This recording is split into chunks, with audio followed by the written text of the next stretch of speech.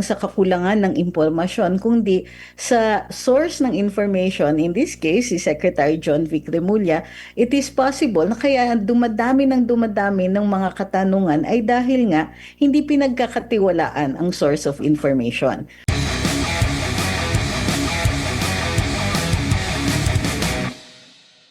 Ma'am, dito lang muna ako sa issue po with dating yung yumaong si Undersecretary Maria Catalina Cabral. Wala po siyang kinakaharap na kaso. Pero bakit po, legal po ba yung pagpapakuha ng kanyang mga tawag nito, yung kanyang mga gamit, yung kanyang mga cellphone, pati na rin po yung actually ngayon nakikita na natin na sa publiko na yung kanya pong pagpunta doon sa hotel kasama po yung kanyang driver. Bakit po ganito yung kanyang klase ng pag-iimbestiga po sa kanya na considering wala naman po siyang kasong kinakaharap, Attorney Trixie? Totoo po yan. Ngunit ang pagturing natin sa isang lugar kung saan mayroong corpus delicti, mayroong krimen na nag-occur, maaari pong i-seize ng mga kawani ng gobyerno o ng law enforcers natin ang ebidensya that can be found on the scene. However, dahil private property pa rin yan at if the deceased has family, maaari pong hingin yan ng pamilya. And dahil nga may ownership, may establish yung ownership dyan. Kung hindi rin ma-establish ng mga law enforcers ang evidentiary value nung hinahawakan nila, kailangan talagang i-turn over yan. Opo. Yung mga circumstansya, yung mga lumalabas ngayon sa social media, sa pag-aanalisa nyo po, attorney, nagtutugma po ba? Kasi isa sa mga nagtataka yung ating mga kababayan. Kasi di ba meron lumabas na video, tinatanong siya na ano ba yung greatest fear niya, yung phobia niya. Ang sabi niya, heights. Nagtataka sila, bakit doon siya nagtambay doon sa bangin? Yung mga ganun po na mga katanungan po, attorney. And kung kayo po ang tatanungin doon sa mga available ngayon ng mga information na mga lumalabas, kumbaga, masasabi na ba natin na parang nagtutugma itong lahat ng mga pangyayari or mas marami pang mga katanungan po ang lumilitaw? Ang tingin ko tama na maraming katanungan dahil nga kukonti or kulang ang impormasyon na nilalabas ng ating gobyerno, partikular na dito ang DILG.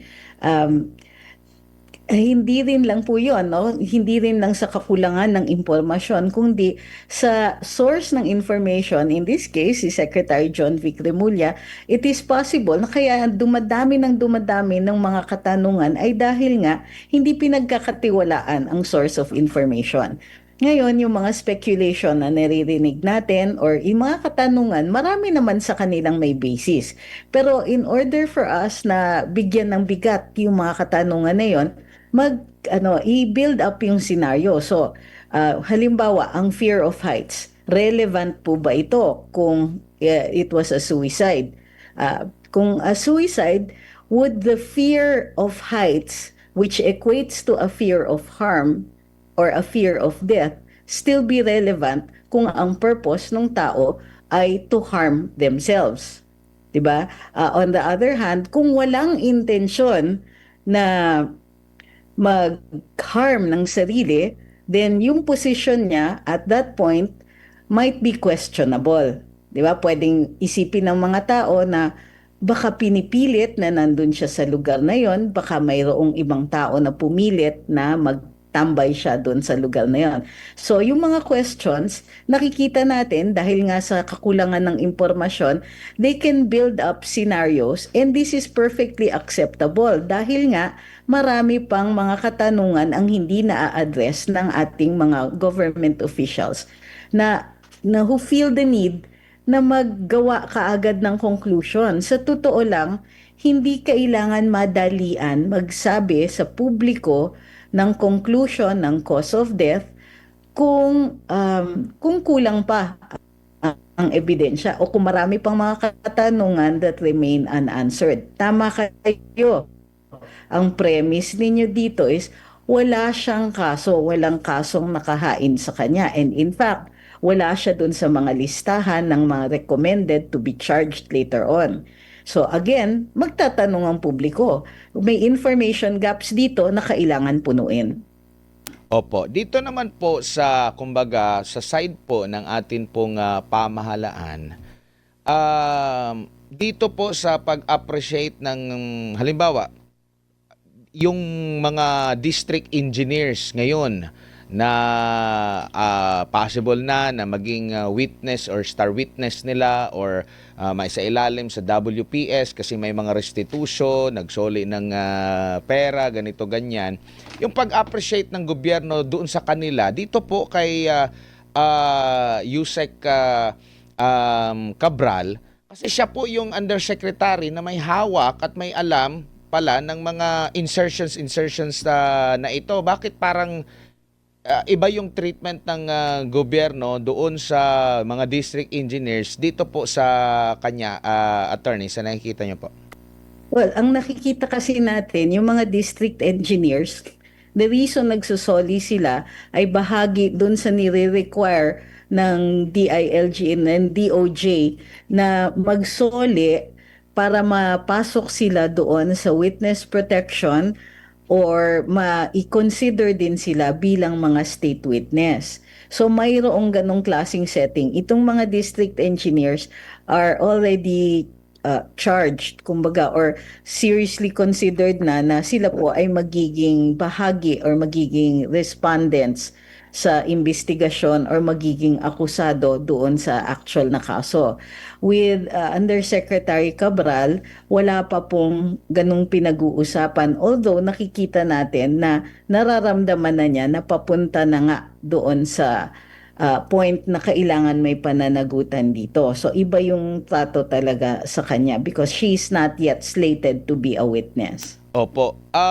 Dito po sa naging pahayag naman po ni Congressman Leviste na may listahan itong si Cabral at doon makikita kung sino-sino yung mga proponent na banggit nga niya mula sa mga mambabata sa Kamara hanggang Senado. Meron pang mga nasa executive branch outside ng DPWH mula undersecretary hanggang secretary na nagre-request, nagpapa-insert ng mga flood control kahit hindi na nila saklaw yung proyektong ganun. At pati na rin yung sa mga pribado po. Gaano kahalaga itong listahan at may silbi pa ba ito, ma'am? Considering wala na yung mismong gumawa nito na pwedeng mas mabigat na makapag-authenticate sa legitimacy nitong listahan po na ito. Let's start. Unang-una, kung ito ay official document or document contained in a official missive or communication, automatic yan. Hindi mo na kailangan i-authenticate yan. Or ang authentication is as to whether or not this is an authentic government document. Okay, number two, bilang bahagi yan ng body of evidence that were seized from a person who has died under suspicious circumstances, pwede pa rin siya. Admissible siya as evidence as having been contained dito. However, in many instances, makukonsider pa rin natin yan bilang ebidensya that can initiate an investigation. Kasi by itself, baka hindi siya tumindig without other corroborative evidence, pero kung magkakaroon ng investigasyon, masusuportahan yan at masusuportahan niya ang other existing evidence. In other words, it can be corroborative or it can be corroborated. So, hindi siya zero evidentiary value kung walang mag-authenticate dahil wala yung tao na nag-execute ng dokumento na yon, but it can be subjected to, it can be initiate an investigation or it can be used to corroborate other existing evidence. Opo, nakikita niyo po ba itong listahan na ito na napakabigat? And kung hindi ito ilalabas, kusa ng ating national government sa gitna ng kanilang sinasabing sila yung nag-umpisa sa anti-corruption ngayong administration, gusto rin nila ng transparency pero hindi din ganun kabilis yung kanilang pagpapalabas. Kasi kung ito'y opisyal na dokumento ng DPWH, edi pwedeng mailabas ito sa publiko, attorney, agad-agad. Totoo. kung official na dokumento yan, as a matter of transparency, dapat talaga nilalabas yan because the public interest will demand it para makaprevent ng cover-up. So, totoo yan. The need for information trumps the need for yung mga tao na nakalista doon to, ano ba yan, to due process, no? Ang sinasabi kasi ng iba is, pag prematurely nilabas yung mga pangalan na yan and then it turns out na maraming mali pa dito sa document, hindi pa siya authenticated and so on, baka makasira ng buhay. However, since wala pa yung judicial process and it is still available later on, maaari namang makagawa ng paraan ng mga mababanggit doon sa listahan na yon na patunayan yung, well, truth or falsity ng pag-include ng kanilang pangalan. So sa ngayon, the demands of transparency outweigh yung sinasabi nila na baka makasira sa pangalan ng ibang mga tao ng mga tao na nandun sa listahan na yon. So I think na in the balance of things, transparency po muna, lalong-lalo na sa panahon ngayon. After all, yung investigasyon was initiated by the government para hanapin at mailabas lahat ng impormasyon tungkol dito sa procurement processes at saka dun sa mga pagnanakaw di umano ng mga pondo ng gobyerno. Kasi 'di ba naalala ko yung merong inilunsad na website ang Pangulo, humingi nga siya ng tulong sa taong bayan na ma-verify itong mga ano na ito, kung ito ba'y ghost project, pakitingnan baka kapitbahay nyo lang itong mga proyekto na ito. Ito po mga listahan na ito makakatulong kung mailabas yan, the more na saglit lang, alam namin yan. Meron kasi, natanong ko rin si Congressman Leviste dito, ang sinasabi niya, meron namang ano doon na sila yung proponent, pero tama lang yung presyohan. Pero karamihan daw doon is talagang lumobo yung presyohan po. Meron talagang anomalya po. Yung pagkakatugma ng mga statement ng atin pong national government, higil nga sa dito po, attorney. Kaya nga So, sila mismo yung humingi ng impormasyon and when information is available, ayaw naman nilang ilabas. Again, it comes down to transparency kasi yung mga tao at this point, insensitive ka na kung hindi ka nakikinig sa hinaing ng mga tao at sa karamihan for the need na i-address itong corruption sa gobyerno. So they should be worried about people thinking na mayroong cover-up pag hindi yan nilalabas. Ngayon pa lang, or in fact, in the course of the entire scandal, kumbaga, parating issue yung pagpoprotekta ng mga opisyales na matataas. Bakit parating yung mga suggestions o yung mga recommendations para ma-charge ay tumitigil just short of our top officials. So para ma-address nila yung issue na yon, necessary talaga ang transparency. So ang tanong na nga ngayon is, what is stopping them? At bakit hindi nila ini-explain sa atin ng buong buo kung ano ang dahilan kung bakit ayaw nilang ilabas? It is part of the investigation, and since napansin nyo naman, di ba, both the President, si Secretary John Vic Remulla, and other officials, pagka meron silang impormasyon, ang bibilis nilang maglabas. But meron din mga information na pinipili nila bago nila ilabas at napapansin po ng audience, kumbaga ng publiko, yung hesitation nila with certain information such as certain names. Hindi kaagad nilalabas yung mga ganyan, tapos nagkakaroon pa tuloy ng ganitong issue. To prevent the issue, wag na silang mag-decide what information goes out and what doesn't. Maliban lang dun sa mga constitutionally protected rights.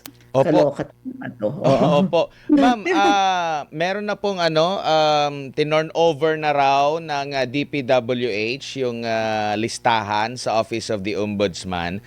Inaasahan nyo ba na kagaya nung pag-claim ni Ombudsman Remulla, kahit hindi kinumpirma ng ICC na may warrant of arrest na si Senador Bato de la Rosa, ganito rin kasigasig na ilabas yung listahan na naibigay sa kanila mula sa DPWH mismo, attorney? Actually, hindi. Kasi meron silang ready excuses. Sasabihin nila, it is under investigation and the information is sensitive para daw hindi man. Ito yung expected natin so that to prevent na tumakas yung mga respondents, to prevent that the objects of investigation will try to hide evidence, hindi nila ilalabas. Pero sa totoo lang, the moment na may nagsabi na may listahan ng DPWH, dun pa lang alam natin na yung mga guilty ay nagtatago na ng mga trails nila, ng ebidensya nila, ng posible ng ill-gotten wealth nila. So, yung ang ini-expect ko dito is that they will give more time to the guilty para makahanap din ng mga legal remedies or possibly not so legal remedies. So no, I'm not expecting such kind of transparency from the office of the ombudsman as of now. Bago lang si partner MJ, nung nakapanayam namin kahapon si Congressman Leviste, kung ilalabas na ba niya at marami kami mga katanungan na makapag, kumbaga at least kumuha ng dagdag na information kung sino-sino yung mga involved. Nabanggit niya yung kanyang pagkaalala dun sa seguridad. So ibig sabihin, hindi basta-basta, hindi simpleng tao ang mga involved dito po. At kumbaga siguro nakikita niya na bilang isang congressman lang, kumbaga medyo alanganin para sa kanya, no? Lalo na sa kanyang security. Do sinasabi naman niya kung may mangyaring masama sa kanya, meron siyang inutusan na ilabas na yung ano. Ang ating government po, lalo na ang presidente, makapangyarihan po yan. So kumbaga, hindi mo basta-basta matatakot kumbaga dahil meron niyang sources. Bakit hindi na lang magkusa? Or, ang problema lang siguro dito, baka mag-lead ito sa mas big fish talaga, attorney. Ano nakikita niyo po rito? Tingin ko for those officials na mas mataas ang posisyon, namimili talaga sila kung anong impormasyon ang gusto nilang ilabas, kung sinong tao ang idadawit at baka nga naman it might lead to very uncomfortable accused, 'di ba? Baka for all we know, yung ibang mga opisyalis ng gobyerno ay sila mismo ang involved kaya ayaw nilang ilabas. So, tingin ko diyan it's parang mafia, may code of silence. So bahagi din ito ng pagpoprotekta sa isa't isa. Kasi pag may isang lumubog, baka matulad kay Saldico at magdadadaldal na rin. So nakikita natin, this is parang conspiracy yan, di ba? Pati sa pagpoprotekta ng isa't isa, it's an act of protecting yourself. So as long as hindi sila naglalabas at naaamoy ng publiko na mayroon silang tinatago, the danger na sila po ay kumbaga may public backlash against them, then that remains real. Tuloy-tuloy yan until the information is made available. But even later on, pag lumabas na yung impormasyon, tingin nila makakalimutan ng publiko yung hesitation dito sa paglalabas ng impormasyon. I don't think so. Opo, ma'am, good evening. Si MJ po ito. Hi, MJ. Nandito po tayo sa business, information of business, no?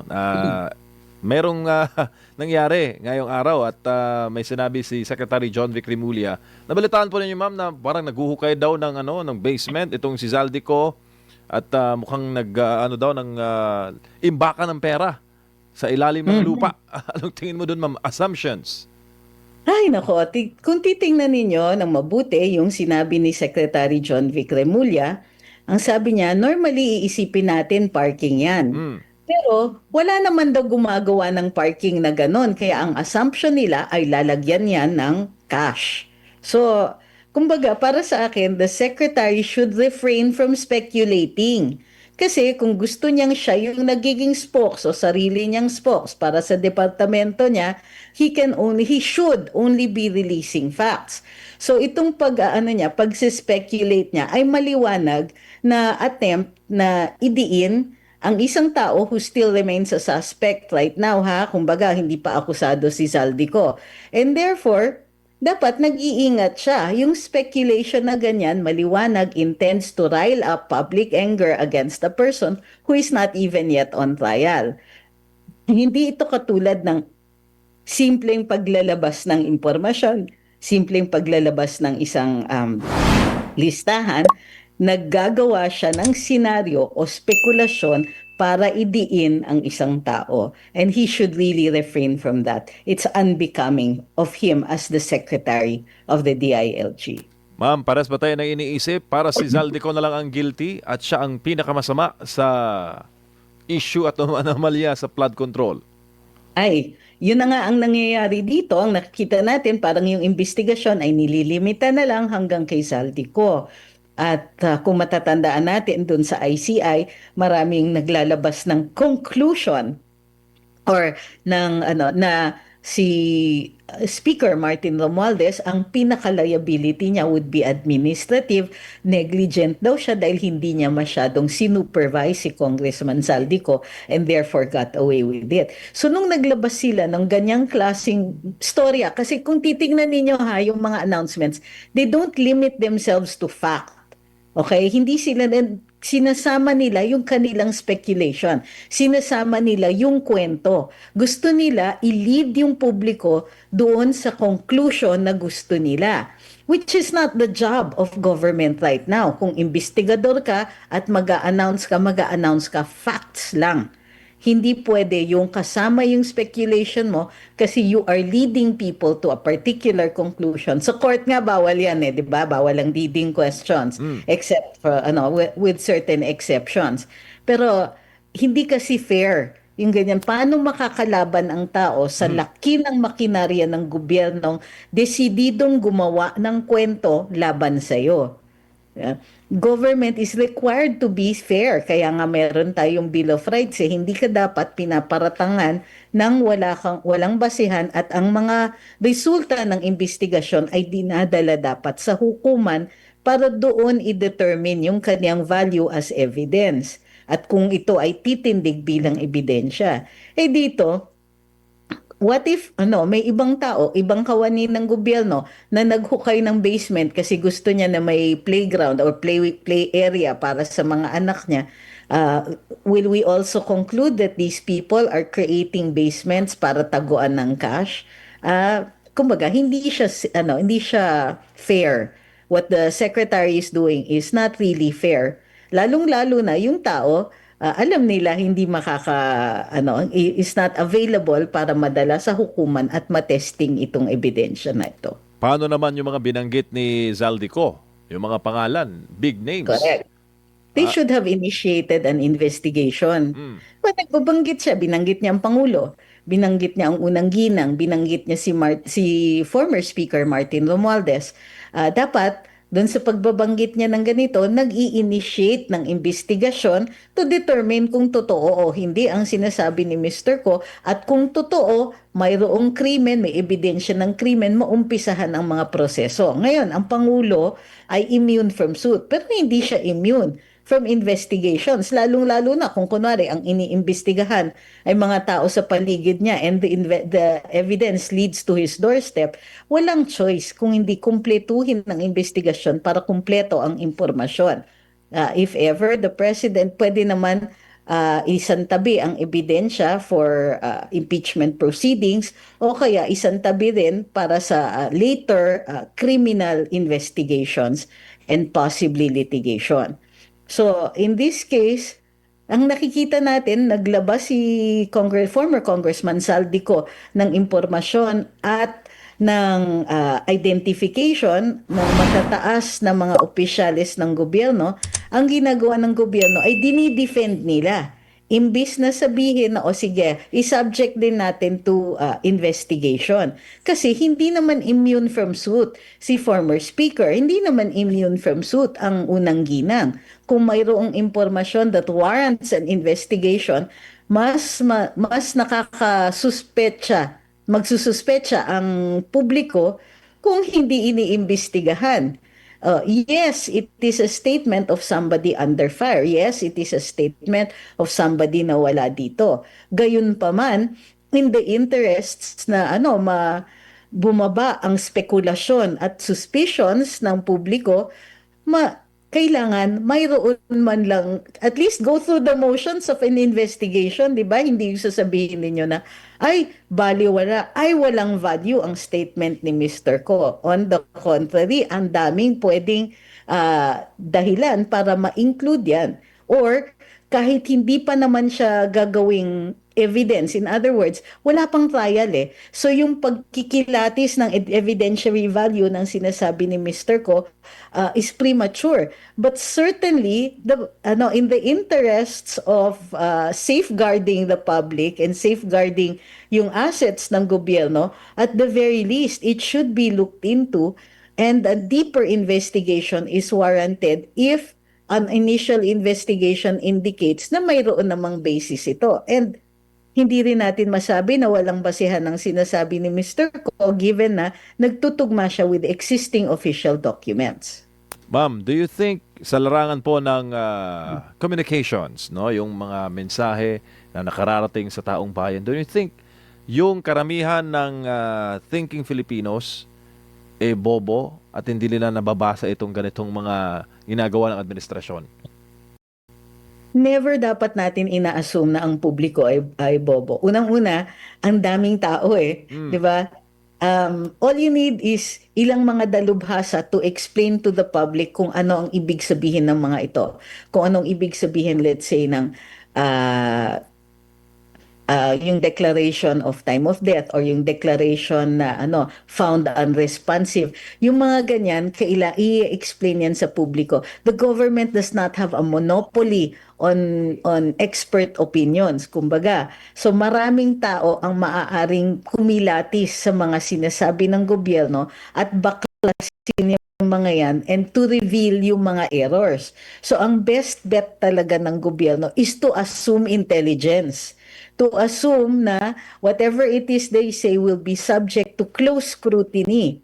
Because that even on a day-to-day basis, kahit walang skandalo, kahit walang iniimbestigahan, dapat ina-assume natin na ang publiko ay matalino because all it takes is one expert in the audience, in the public, to take you down and take you up, to take the statement apart, and eventually maglulus ng value yan as a pronouncement by government. Magmumukha ngayon ang gobyerno na nagtatago. And again, I'd like to reiterate, the Constitution demands transparency.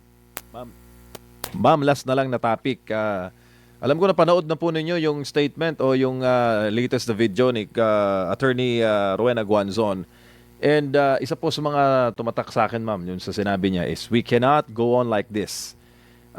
Sa larangan po ng messaging, ma'am, yung bang ganoon na uri ng pagpapahayag ng sentimiento sa karamihan o sa majority ng sa global audience, nakakarating po ba yon sa mga Filipino audience natin, ma'am? Lalo pat matindi yung kanyang mga sinabi at mga binitawan sa kanyang latest po na pahayag. Nakakarating. Hindi lang natin i-expect parate the same kind of reaction. Sa totoo lang, ang tingin ko, isang strategiya ng gobyerno is bugbugin ng publiko. Kumbaga, itong paglabas ng fact after fact or information after information o yung mga media operations that are being conducted left and right, ang purpose niyan is to overload the public. So when somebody comes along with truths, katulad ng ginagawa ni Attorney Bing Guanzon, no? Sometimes yung publiko, the timing might be yung publiko pagod na, jaded na, cynical na. Naririnig nila, ina-acknowledge nila, pero minsan yung reaction is, ano na next? Anong gagawin natin? Or kung wala tayong magawa, sige, kumbaga, file that away for future reference, and the future reference is 2028. So sometimes the public really gets tired, kinuyog ng impormasyon. And that is actually one kind of strategy. And it's possible na ginagawa yan ng ating ng administrasyon ngayon. Na they don't care. Palabasin yung mga bad news na ganyan while protecting themselves, but at the same time, yung kumbaga, with the intent na mapagod ang publiko, and they will just become cynical and jaded and not do anything. So timing is also something very, very important. In the case of Attorney Bing Guanzon, the nice thing about dun sa mga sinasabi niya is may impact naman yan, but it will keep ringing. Kumbaga pag natapos na yung pagod, pag natapos na yung jadedness, pagka na recover na ng Philippine public or much of the Philippine public yung kanilang idealism, her words will continue to ring true. Opo, ma'am, huling topic na lamang po, kaugnay po kay Vice President Sara Duterte. Naglabas po siya kahapon ng kanyang pahayag, no, against dito sa mga alegasyon laban sa kanya ni Madriaga. Kumbaga, magiging ano na ba ito?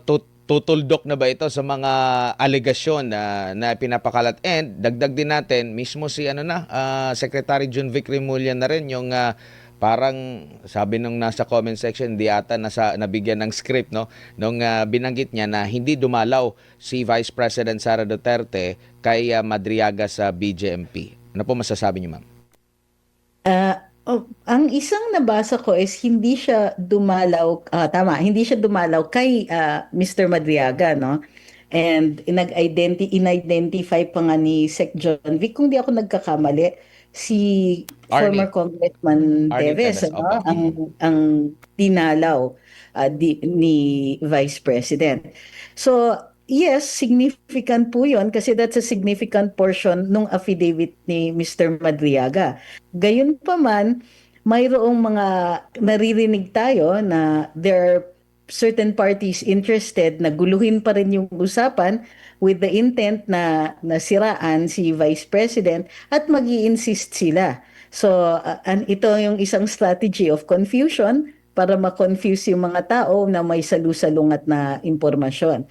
Ngayon pa man significant yung sinabi ni Secretary John Vic at kakapitan niya ng maraming tao. So, let's see in the coming days kung ano rin ang magiging retort or backlash dun sa panig na sumusuporta kay Mr. Madriaga. Opo. I expect that there will be more confusing statements to come. Opo, at ang sabi ni VP Sara na yung ginagawa po ni Madriaga ay parang desperado na para makaalis, makalaya dyan sa para magpagamit siya against sa kanya, lalo na para yung kanyang possible na kandidatura sa 2028 presidential elections po, attorney.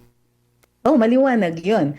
Mr. Madriaga has everything to gain pag kinagat yung sa affidavit niya, di ba? Posibleng gagawin siya not just as a witness against VP Sara in impeachment proceedings, but in other proceedings as well. Considering na yung mga tao sa likod nito ay posible rin magdala ng impormasyon na yan sa ICC, to a criminal investigation, yung mga ganyan. So Mr. Madriaga has everything to gain. Pwede siyang mag-negotiate ng kanyang pagkakalaya, tama po kayo doon, or other benefits like pag nakakulong, nakaihiwalay siya from the general population and so on. So maraming pwedeng benepisyo sa kanya at puro kasiraan lang on the part of VP Sara because as we know, yung mga sinasabi ni Mr. Madriaga ay kinakapitan din ng mga troll farms. Kumbaga, to keep reiterating it, kahit na-debunk na at lahat, uulitin yan ng uulitin with the end in view na ipababa ang kanyang ratings for 2028. Sabi naman ni Congressman Pulong Duterte, nakakatawa pero nakakainsulto, no? Anyay hypocrisy dahil nga itong kay Vice President Sara Duterte, panay yung banat sa kanya, wala pang ang desisyon. Hindi nga malinaw yung mga kaso sa kanya kasi kinasuhan siya sa ombudsman. Sinasabi naman na hindi saklaw siya ng ombudsman. Tapos itong kanyang impeachment, February pa, pwedeng maghain.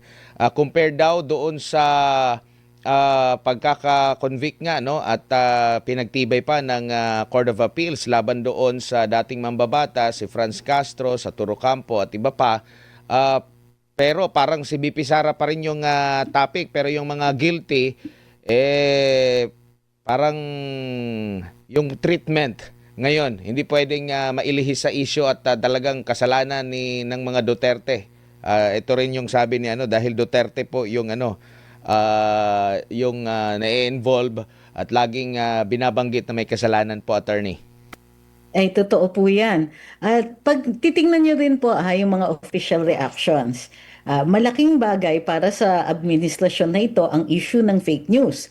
Pero yung lumalaganap ng mga fake news tungkol kay Vice President Inday Sara ay hindi naman nila tinutukoy, hindi naman nila dinidefend si VP, hindi naman nila inilalabas ang impormasyon na tutugis dun sa mga troll farms at fake news na pinapalaganap against the Vice President. Ano yung mga sinasabi, di ba?